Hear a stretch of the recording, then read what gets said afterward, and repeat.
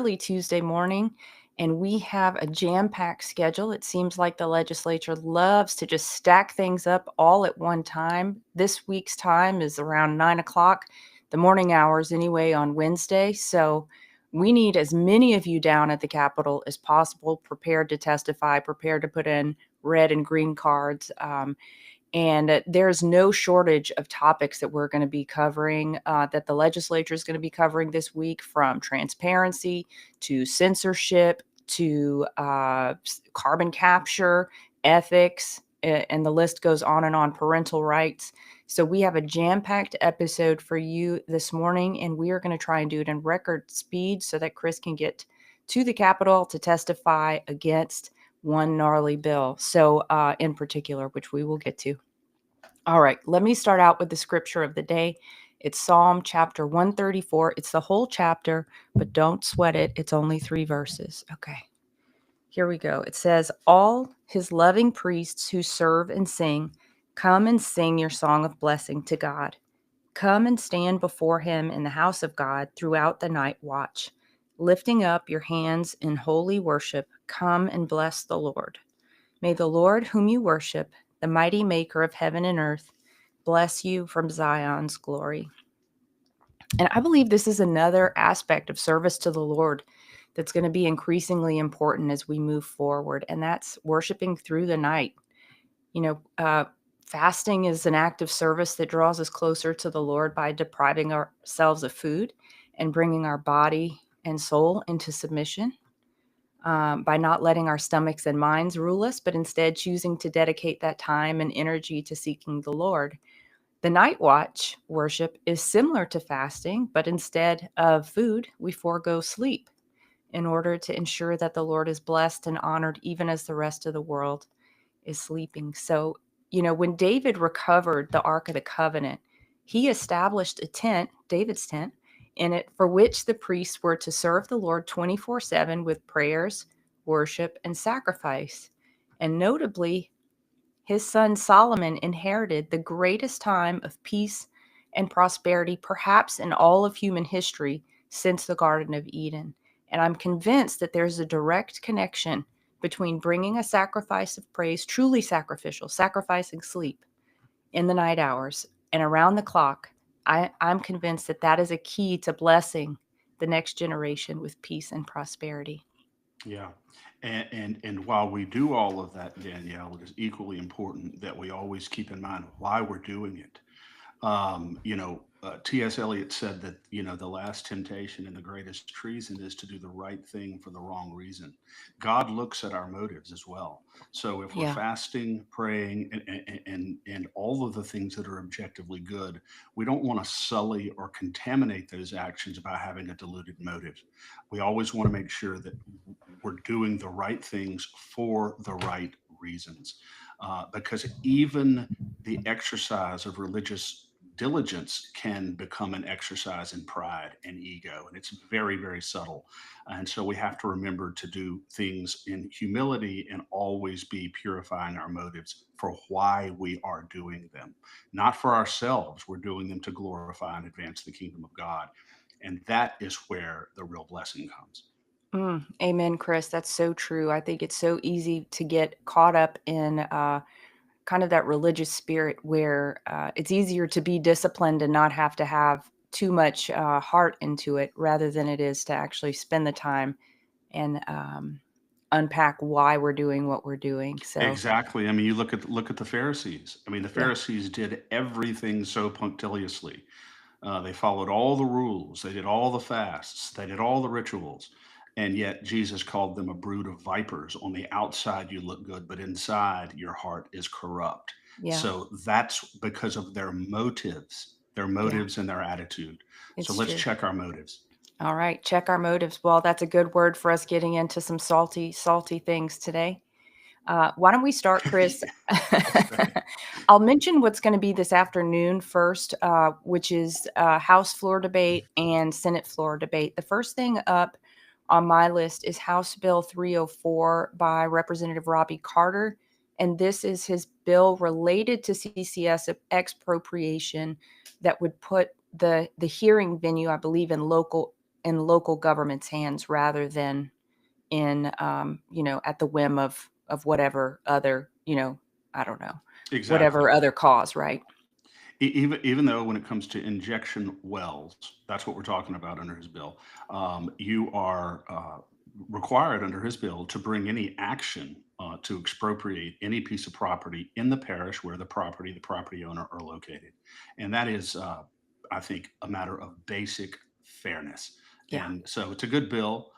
It doesn't address fundamentally the issue of carbon capture sequestration, but it certainly addresses a very important venue question, which is that the property owner should not be inconvenienced when it comes to those type of proceedings, and that's why they should be held on the property where he's located. And And this better pass. this better pass, Chris. I listened to some of the debate on this in House Natural Resources last week, I believe, or it may have been the week before. And one of the objections was that this is already the case. Not Now, necessarily, yeah, that's true, but not necessarily. That it is venue is proper in the parish where the immovable property is located, but venue under circumstances can also be proper in the place where either the property owner may live because the property may not be in the parish where he is living, or it can also potentially be in the parish where the person bringing the expropriation action is domiciled. So there are multiple venue provisions. So, but this would mandate that the action be brought in the parish where the property is located. okay, beautiful. One last question on that? Could Without this bill, could it also be possible that it could be where the contract is signed? Like, for instance, if the company has its location in Baton Rouge, or if the government is signing part of the contract, that way, I'm just saying, does this force it generally out of Baton Rouge? Yes, but under normal circumstances, a possible venue certainly would be where the Okay. contract is executed. Yes, so that's why this bill is important. Great. We see the extraordinary bent toward corruption outside of this bill. Yeah, I would say so. All right. Also on carbon capture, uh, House Bill 601. This is an important one by Representative Brett Guyman, and it is about CO2 sequestration's eminent domain rules. Yes, and this deals with carbon capture sequestration pipelines. Very good bill that Representative Guyman brought a second time because it failed the first time. We were able to flip three Republican votes the second time he brought it in House Natural Resources Committee. And this bill outlaws eminent domain for purposes of carbon capture sequestration pipelines. And this is probably the most important carbon capture sequestration bill that remains, and very significant. So we're going to be following this very, very closely, and urging every Republican to enthusiastically support this bill. Yes, and I would like to think, Chris, that the first failure of this bill was a shot across the bow made in House Natural Resources. Maybe the shot heard round the house, Chris, that Oh, people would yeah, understand that they need to get in line and follow the will of the people instead of the will of the special interest big industry that's been pressuring them. yeah. And it's worth noting that on the second vote on HB 601, uh, DeWitt, Kerner, and Jacob Landry switched their votes from no to yes, which enabled that bill to pass through committee. So I wanted to acknowledge them for that. Absolutely. Thank you for hearing and responding. And we know that not all of our representatives did so. No, but that was because of a lot of pressure on that bill 601 Yeah. that they switched their votes. Yeah. Okay. Next up, House Bill 615, also set to be debated on the House floor today. Another one by Representative Guyman. This is his one that would regulate the solar industry in Louisiana. Yeah, and it confer significant authority on local jurisdictions to establish the parameters, Danielle, and regulate the development of solar energy, solar generation facilities. I don't believe in that enterprise to begin with, but this bill will allow local jurisdictions to have a lot of authority over its development and whether or not it is developed. and it protects private property in those jurisdictions. It's a good local autonomy bill as far as solar facility generation. So it's a good bill. Yep. Okay, now moving to the Senate, Chris, for floor debate today is Senate Bill 226 by Senator Valerie Hodges. This is the bill that had a lot of difficulty, faced strong headwinds in committee, which is really antithetical to the Constitution. It's antithetical to state sovereignty. It's antithetical to everything that caused President Trump to be elected. Protecting our people, protecting the people of the state of Louisiana, protecting the property of Louisiana from being sold to foreign adversaries, inhabited by foreign adversaries, or manipulated by foreign adversaries in the case of our voting systems. I believe, Chris, and you should know more about this than I do, that Senator Hodges is looking to get some of this salvaged. I in some ways, I wonder if she may put it back, recalendar it today, so that it could get heard a different day after. I don't know. Maybe she spent the weekend working on it, but they decimated it in committee. They decimated it in committee. They took out the codification of President Trump's executive order that would make sure that our foreign adversaries have no influence over our election system at all. And that's a very broad statement because it does a lot of things within that rubric. But that was gutted in Gregory Miller's Senate Judiciary A, and also gutted in Senate Judiciary A was the provision in the bill that would allow expropriation of any property currently owned by a foreign adversary or someone connected to a foreign adversary if the property is located within 50 miles of a critical infrastructure facility, a military base, or something along those lines. That was also gutted. So, quite shocking. And perhaps it shouldn't be that a Republican dominated committee, Senate Judiciary A, led by Greg Miller, would gut those provisions in that bill. It's extraordinary.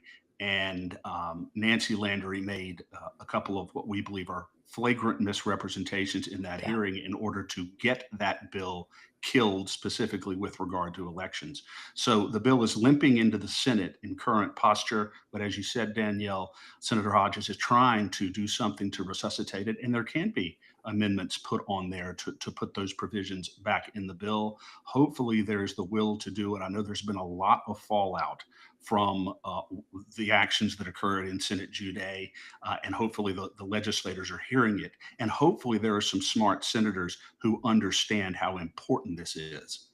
Yeah. Well, you and I and Katie and a number of other people who are very strong, care very deeply about this issue of our elections not being manipulated and, frankly, our property not being purchased by foreign adversaries. All of this should be common sense. And it leads to the question, who owns these senators? And I guess we know that Nancy Landry owns them, because she proved that. They voted that way.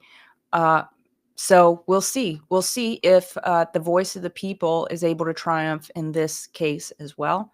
I Yeah. pray that it is. We certainly are not going to be letting up the pressure. Chris, is there still a call to action on this? How else can we hammer these people?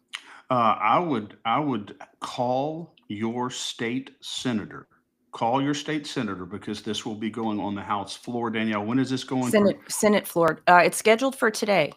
Okay, it's scheduled for today. So this morning, you can call 225-342-2040, 225-342-2040, and demand that your state senator uh, promote amending the bill to allow protection of our election system and to allow expropriation of property that is owned by a foreign adversary in Louisiana within 50 miles of a military base. Just tell them you want the original, say, we want the original SB 226 on the floor, the original before it Yeah. was gutted in the committee.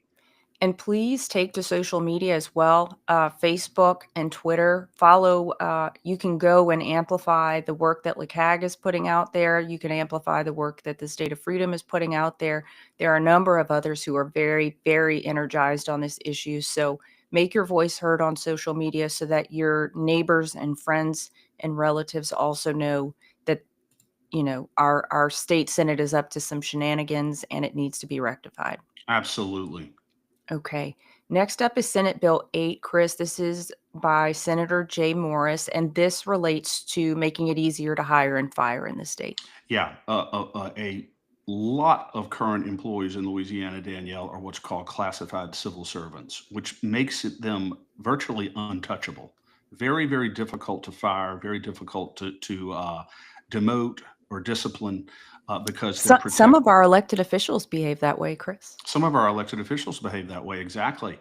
This bill would simply allow the state to reclassify a number of these employees from classified status to non-classified so that there is more accountability among these employees. And that's what we need, because quite frankly, if there's no fear of ever being able to lose your job or be significantly disciplined, chances are you're not going to perform on the level that you would if you did have the possibility of discipline or firing. And so that's what Senator Morris is trying to do here.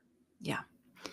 All And right. it's, Well, by the way, it's a constitutional amendment. So if it yeah, passes, it will just go on the statewide ballot, and we're going to support that amendment when it gets there. definitely. Okay. Now, Chris, what's up for today? There's only a couple things on the docket for today that we care about, perhaps even only one. In Senate Judiciary A, which is getting a reputation for itself right now. Today at 9:30 in the Hankel Room, there will be Senator Jay Morris's SB 39 will be heard, and we are strongly, strongly against this bill. Do you want to talk about it a little bit?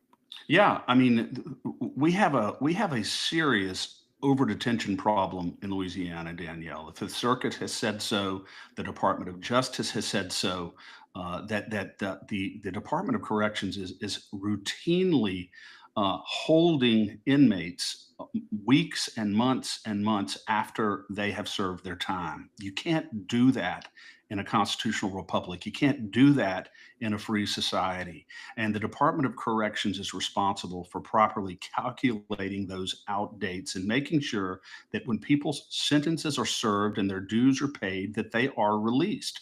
Well, in original form, Senator Morris's bill, SB 39, would have basically said even if these inmates are held over false imprisonment, that there's no responsibility on the state. The state is basically immunized from liability unless you go through all of these onerous hurdles in order to be able to get some kind of relief. So it really is a bad bill because it shields the state from accountability for a problem that they have created. So the suggestion I'm going to make when I testify this morning is that instead of making it harder for people who have been aggrieved, legitimately aggrieved, to seek recourse for that, why don't you just address the problem? Why don't you calculate the dates properly? DOC is responsible for this. The Public Safety and Corrections, they have a $1.2 billion annual budget or something along those lines. Certainly, you can calculate the dates properly and make sure that these prisoners are released when they're supposed to be released instead of immunizing the people responsible for it from liability. Now, I will say this, Danielle, because of concerns that Weaver and others have raised, the bill has been substantially amended, but it is still not good enough. And we're going to go in and testify against it and express the very concerns that I just expressed to you, because we are not about a Republican or a Democrat or partisan politics. We are about, as we've been from the very beginning, we are about the Constitution, we are about citizens, and we are about basic due process. And that's what we do. And so, even though Senator Morris is a good senator, this is a bad bill, and we're going to continue to oppose it. Chris, a couple of points on that. Number one, we have had success in getting nasty, ugly, wrong-headed bills transformed into exactly what they should have been in the first place, which is a solution to the problem. We did that with Senator Kirk Talbot's bill on firearms last year, if I recall. So I am hopeful that we are able to pull that off for this one as well, and maybe get some get DOC to do what it needs to do. Secondly, I'd just like to point out that since we've been following this supermajority Republican uh, conservative legislature, since this new legislature came in 20, when did they come in, Chris? 24? 20, 2024 24. elect, Yeah, yeah, January yeah. 2024, right? So since they've come in, they have proven to us that their version of tough on crime includes no counting for recidivism, no ability for rehabilitation. So I think one point you could reasonably make to Senator Morris is the direction of this Republican legislature is just life sentences for any crime committed. Yeah, it's all punitive and no rehabilitation Yeah. is what it comes down to. Everything is punitive because you know what? Punitive sells, and rehabilitation very often does not, unfortunately. But if you explain to people that the vast majority of people who are released from prison do repeat, they are recidivists. We need to have a renewed focus on rehabilitation, not only because it's good for society, because it makes us safer, but it also reduces the fiscal burden on the state and on the taxpayer. The longer an inmate is in prison, the more money we have to pay to keep them there. So everybody benefits from investing in true rehabilitation. And if they want true economic development, if you want to drive more people to come back to this state, we should also, at the same time, with the same breath, be focusing on the people who live here. And that should include making their communities safer, not necessarily by locking everybody up forever, but by making sure that the people who do get locked up because they committed some crime and they're there, rightfully, that when they come out, they're ready to be productive members of society. No question about it, or else they're going right back in. And what have we accomplished? Exactly. Exactly. All right. I'll move us along because I know you got to get going here, Chris. But House Health and Welfare tomorrow at 9 o'clock. Like I said, 9 o'clock is the witching hour for these folks. House Bill 400 will it's in Emily Chenevier's parental rights bill, restoring for the first time since I don't know when, parental rights for a minor's consent to any kind of medical procedure. Yeah, and it's unfortunate that currently in Louisiana, a minor can receive all manner of medical procedures and services without the consent or knowledge of their parents or their guardians. And this is a bill that absolutely has to pass because that statutory authority has to return to the parents in situations like this. I mean, how do you exclude a guardian or a parent from participation in a decision like that? It's just extraordinary that it wouldn't be. So it's a good bill by Emily Chenevier. The reason why it was deferred originally last week, Danielle, is so that they could tweak the bill a bit and make sure that there are exceptions in situations where a child would be put in even greater danger if he disclosed or she disclosed to their guardian or parent what it is they intend to do, because there are times, unfortunately, when the parents or the guardians are the ones who have caused the harm or the ones who are doing the abuse, and it makes the situation even worse and endangers the child even more if they have to report to them in that situation. So I think that's why it was deferred. I think that's been cleaned up, and yeah, and we're going to be going forward and probably testifying on HB 400. It's an important bill. It is an important bill, and you only say probably because there's Yeah, I don't know, 5 exactly. committees that are meeting at 9 o'clock tomorrow. Yes. Okay, House Natural Resources and Environment, also 9 o'clock tomorrow. That one will be, or it's scheduled to be in room 4. And this one is the first bill that we've got on our list here, Chris, is House Bill 608 by Representative Kim Coates and co-sponsored by Senator Valerie Hodges. This is her Atmospheric Protection Act, which would prohibit geoengineering and weather modification in the state. It's kind of Yes. like Senator Facey's bill, but you think this one may have some stronger teeth to it. Yes, Senator, I mean, Florida has passed, and it's now been signed by the governor, I believe, a geoengineering bill that would prohibit all this poison being poured out of these airplanes into our atmosphere, which is very, very harmful to us. And so hopefully Representative Coates' bill will get through. Senator Facey, as you said, has a bill, SB 46 as well. And we worked with him over the weekend and with people who actually drafted the Florida legislation to make his bill even stronger. But one of those two bills certainly needs to go through and be signed by the governor. This is a huge issue, Danielle, not just in Louisiana, but Yeah. nationally. And people are starting to understand, and they're starting to understand that the narrative that, oh, this is just contrails, this is just natural exhaust coming out of the back of the airplanes, nothing to worry about, is total garbage and total nonsense. And people know what is going on with this. And Yeah. that's why it's so important not only to prohibit this activity in Louisiana, but to make sure that there are strong penalties associated with the violation of the law.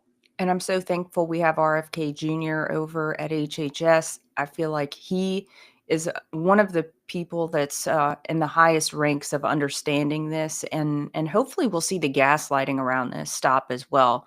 People saying, like you said, "Oh, that's this doesn't exist," because it's clear that it does exist. It's clear that it does exist, but the prevailing legacy media narrative is that this is just all a big lie and it's a conspiracy theory. Yeah. So, but it's not.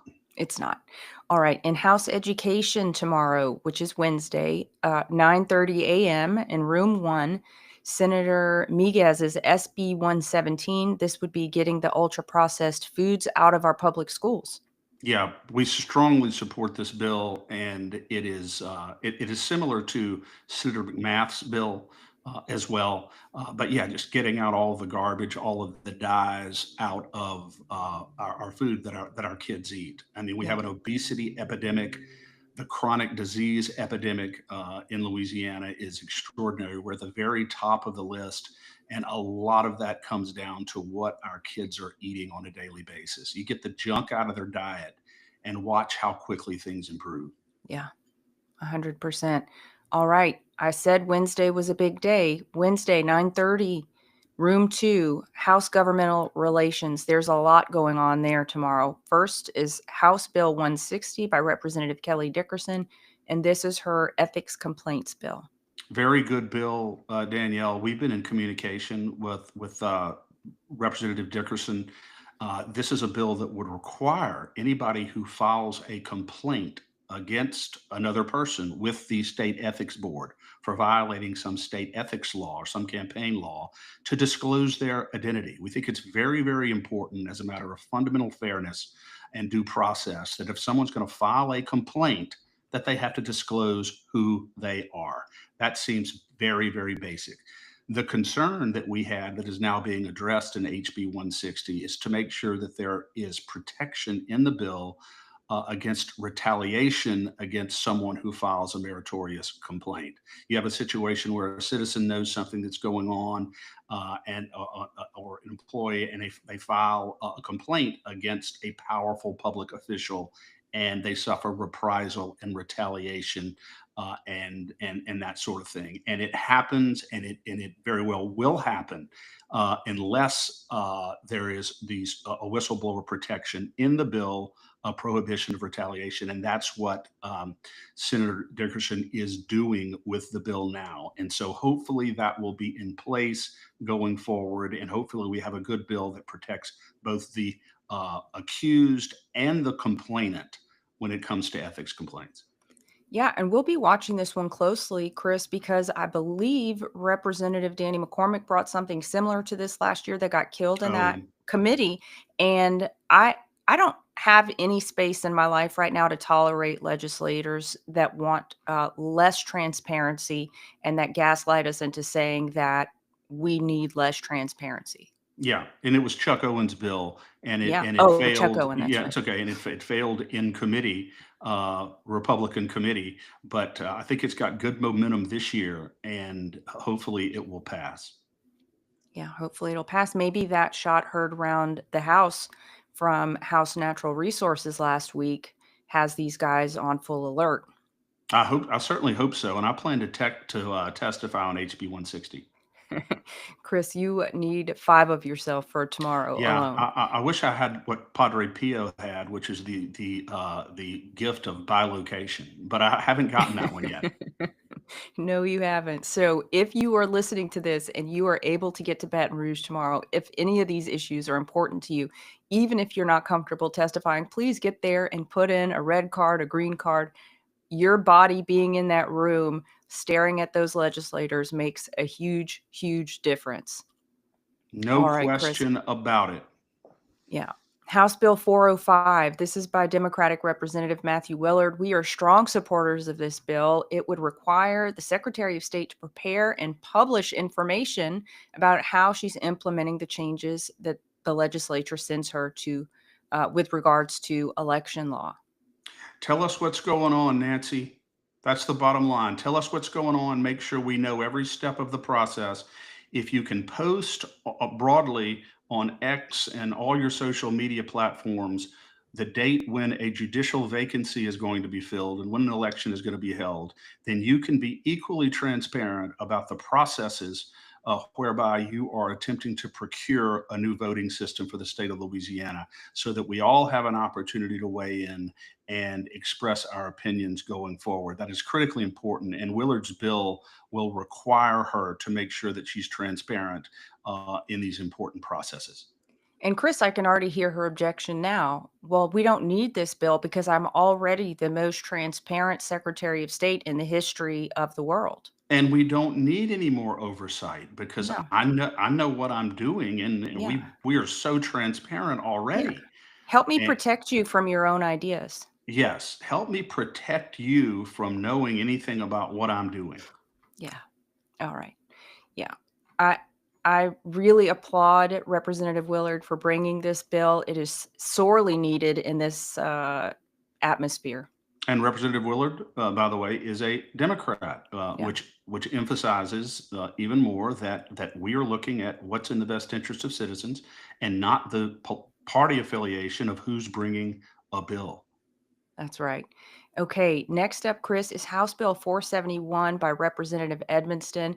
This one is a bill that she was bringing in response to the overwhelming outcry and anger and disdain for the four constitutional amendments, but especially proposed Constitutional Amendment 2 on March 29th. I know you were going to reach out to her and see if she was still planning to bring this, Chris. I don't know if you were able to get in touch with her this morning. Yeah, I reached out to her, and she said that because every constitutional amendment that's being brought now, including the really the functional equivalent of Constitutional Amendment 2, which Representative Emerson is bringing again, is dividing up object by object each amendment, and so Representative Edmonston is not going to bring the bill, is not going to have the bill heard because of what she's seen in the changes in the way these amendments are currently being brought forward. She did say that if the time arises in the future when she needs to bring this forward, then she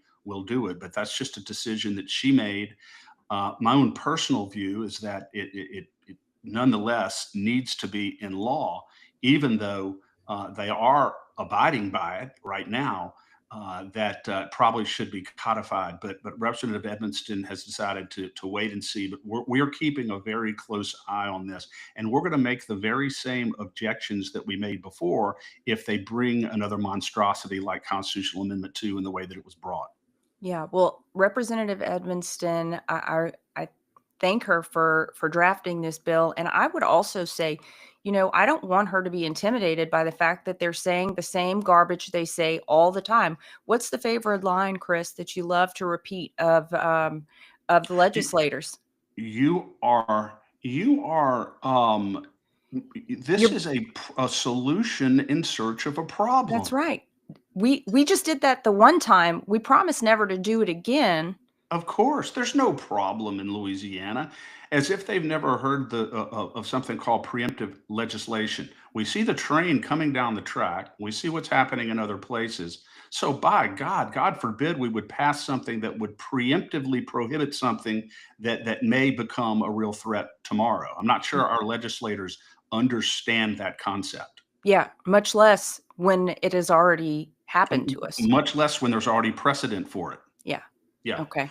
Yeah. I might give Representative Edmonston a call and encourage her to keep it on the docket anyway. Maybe others should do the same, because I appreciate that she wants to take, uh, give people credit for for changing their MO, but it doesn't mean that they won't do it again. Yeah, It definitely does not mean that they won't do it again. that's true. So, okay, Chris, here up next is this is also House Governmental Affairs on Wednesday morning, Senate Bill 80. This is the one that I hate the absolute most. I even hate it more than the cockroach, if that's even fathomable by our audience. This is Senator Gregory Miller's exit polling bill, which amounts to a censorship bill.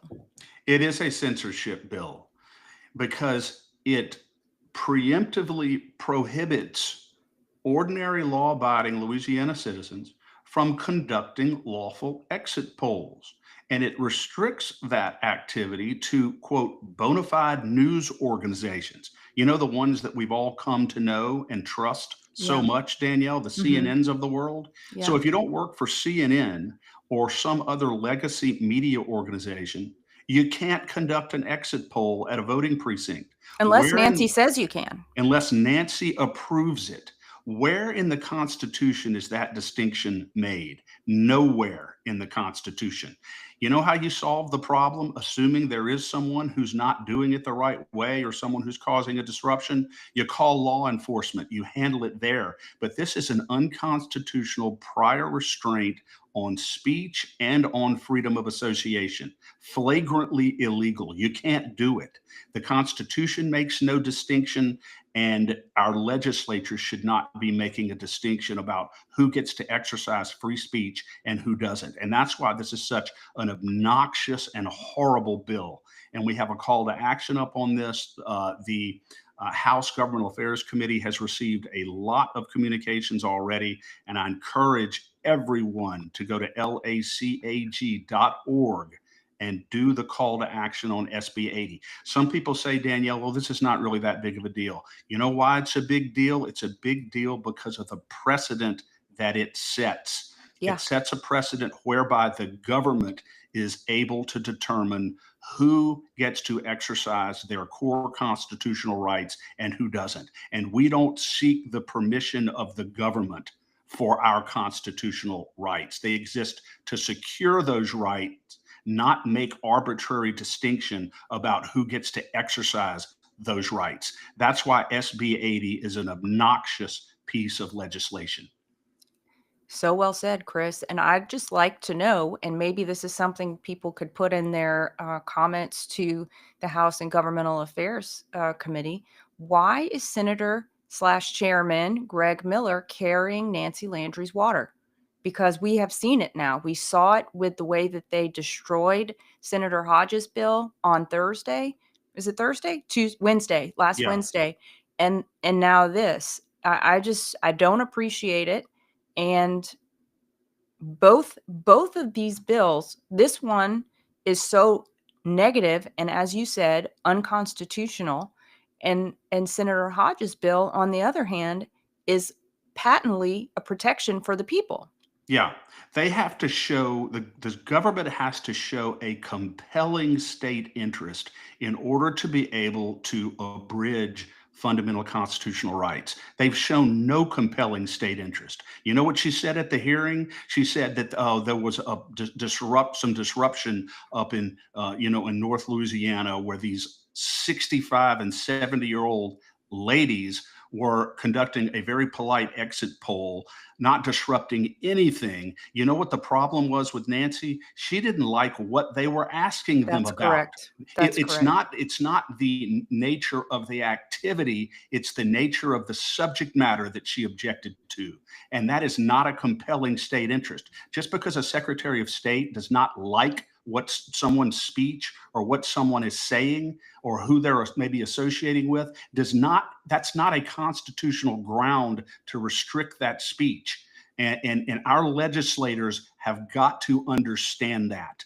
And Yeah. it's got to be done this session, and this bill has to be killed. And I'll remind our listeners one more time, but I'm not promising it will be the last time, that the biggest censorship organ of our entire state, our entire government, is the Secretary of State's office. They have time and time again censored the voice of the people with regard to any number of issues, namely the election, but also the vaccines. And I will not stand for it. I absolutely will not stand for it. So please go to lcag.org and do the call to action on this so that we can make a very strong statement. Yes. And Danielle, I am in possession of an email, and there probably are others, but I'm in possession of an email, and I know that a number of people who are in the business of doing election security and are concerned about free speech protections have it as well. And it's an email from the Louisiana Secretary of State when Kyle Ardoin was Secretary of State, and Nancy Landry was his first in command, first assistant, and it's an email reporting speech to the Center for CISA, Center for, CISA, Center I for don't remember what it stands for. Infrastructure Security Administration or Yeah. whatever. It's a federal agency that set up a speech censorship portal so that they could crush online speech about elections that they disagreed with. And If our Secretary of State participated in that, made reports to CISA, which then was reported to the Department of Homeland Security and other federal agencies and in order to crush that speech. if Kyle Ardoin and Nancy Landry were really for the people, they would have told the federal government to pound sand. And they did not. They said, oh, here's all the people you can come after in our state. You want any more? Do we get bonus points for more? Yeah, the fact that a government agency, in this case the Secretary of State, would be engaged in a collusive effort to censor and suppress speech is obnoxious. It's a core violation. Not only do they not, the government again is supposed to be in the business of protecting speech, and especially the speech that you don't agree with. That's what it's all about, not censoring the speech that you simply disagree with, because it's disinformation or misinformation in your view. That Would, is so dangerous. would that be a violation of their oaths of office, Chris? Absolutely, it's a Yeah. violation. It's the government is constitutionally prohibited from getting in the business. It's called the First Amendment. The government shall make no law abridging the freedom of speech. They cannot do that. And so, and if they're doing that, then it's flagrantly illegal and it's very, very serious. And this was the Secretary of State, or she was working in the administration of Kyle Ardoin when this occurred during the 2020 election cycle. So you're right. You know, I'm not convinced at all that she has an appreciation for this fundamental constitutional right that citizens have. And SB 80 certainly reflects that she does not. Yeah. All right. I'm going to move us here along so you can get to the Capitol. House Administration of Criminal Justice, also tomorrow morning, Wednesday at 10 in room 6. House Bill 426 is going to be heard then. That's by Democratic Representative Wilford Carter, excuse me. And this one is related to bail and bail modifications. Yes, and this bill simply codifies the constitutional Sixth Amendment protections. The presumption of innocence, and make sure that the judge considers the presumption of innocence when someone is accused of a crime and they're being held on bail or on bond, that he's not been convicted of any crime just because he's been accused. And this would codify the fundamental requirement that the judge understand that and remember that in a way that when he sets bail, the purpose of bail is simply two things. The amount of bail is calculated based on two criteria: whether or not the accused is a current threat to an immediate threat to anybody, and B, whether or not he's a flight risk.